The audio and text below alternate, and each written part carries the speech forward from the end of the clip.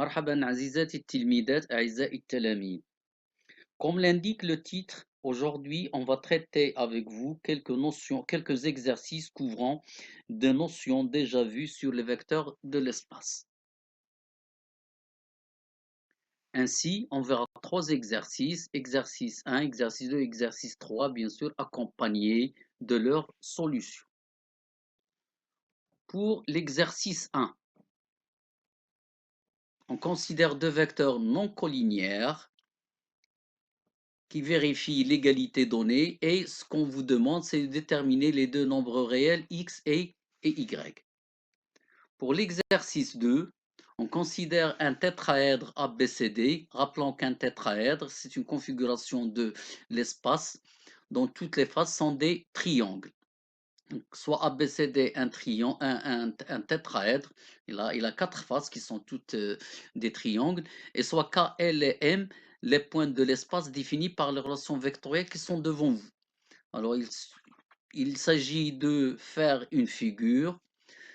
Pour la deuxième question, sur quelle face du tétraèdre se situe le point K et aussi le point, sur quelle face se trouve le point L. Troisième question, petit a, montrer que les droites sont parallèles, KL et BD. Question B, montrer que les points K, M et B sont alignés. Question C, montrer que les points L, M et D sont alignés. Et dernière question de l'exercice 2, que peut-on déduire pour les points M, K, L, B et D?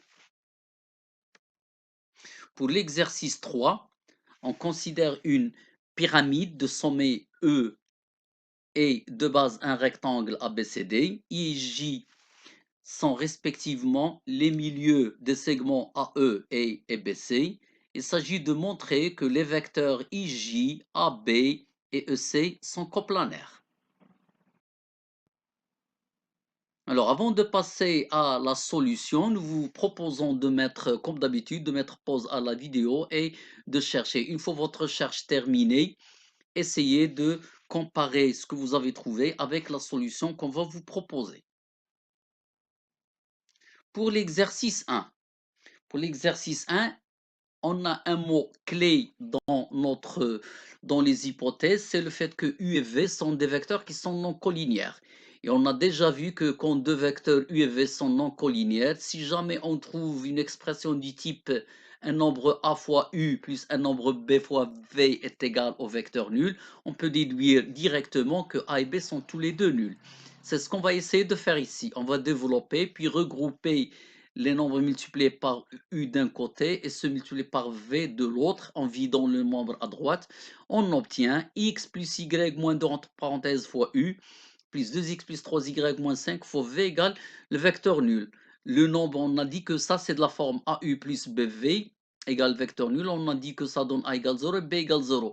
Le A c'est x plus y moins 2 alors que B c'est 2x plus 3 moins 5. Ce qui nous donne le système qui est devant vous et par l'une des méthodes que vous connaissez, soit combinaison, soit par substitution, soit la méthode de système de Cramer, on détermine x, y, on trouve x égale 1 et y égale 1. Pour l'exercice 2, alors dans la première question, on nous pose la question dans quelle, après avoir fait la représentation, dans quelle face se trouve le point K. Alors, la relation vectorielle AK égale 1 demi AB plus 1 demi AC montre d'après la définition que le point A appartient au plan P qui passe par A et de vecteur directeur AB AC. Alors, les vecteurs AB AC ne sont pas collinéaires puisque on a un tétraèdre ici.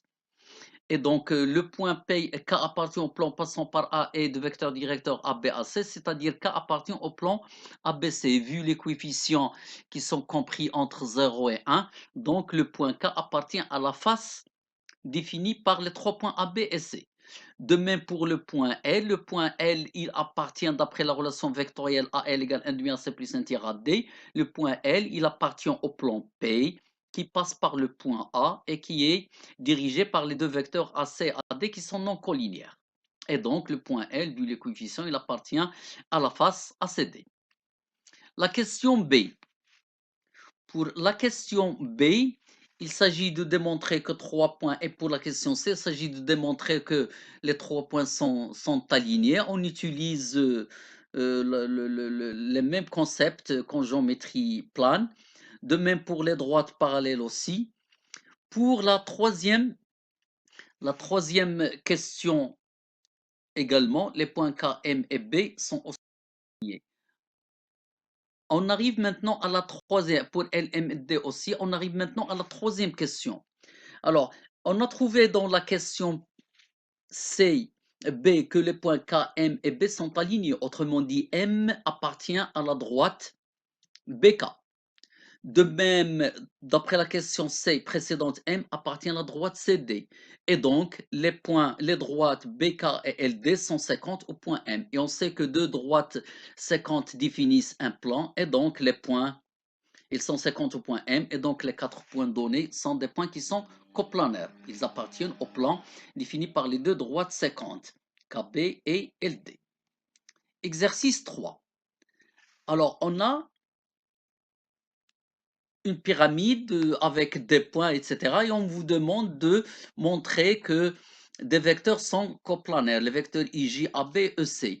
On avait dit que pour montrer que trois vecteurs sont coplanaires, il suffit de déterminer l'un de ces trois vecteurs en fonction des deux autres. Ici, on va faire un choix. On va essayer de déterminer IJ en fonction de AB et EC. Et pour cela, on va utiliser d'abord les égalités vectorielles données, telles que BJ égale 1 demi BC, IA égale 1 demi EA, qui sont données implicitement parce que I et J sont des milieux. Et on va aussi utiliser la relation de Schall. Alors, IJ est égal à IA plus AB plus BJ. On va remplacer IA en tant que milieu par 1 demi EA. Et IJ, en tant que milieu aussi, on va remplacer BG par 1 demi BC. Ce qui nous donne IJ égale 1 demi EA plus AB plus 1 demi BC. En introduisant la relation de Schall dans EA pour avoir EC et CA, et en regroupant et en utilisant 1 demi EC plus 1 demi CA plus AB plus 1 demi BC. En utilisant la relation de Schall entre 1 demi BC et 1 demi CA, on va trouver 1 demi BA. En additionnant avec AB, on trouve plus 1 demi AB. Finalement, on aura IJ égale 1 demi EC plus 1 demi AB. Et par conséquent, le point IJ est écrit en fonction, le vecteur plutôt IJ est écrit en fonction du vecteur AC et du vecteur AB. Et on peut conclure finalement que les trois vecteurs IJ, AB et EC sont coplanaires. Nous espérons que vous avez tiré profit des trois exercices qui vous sont proposés aujourd'hui. Nous vous souhaitons bon courage et bonne chance.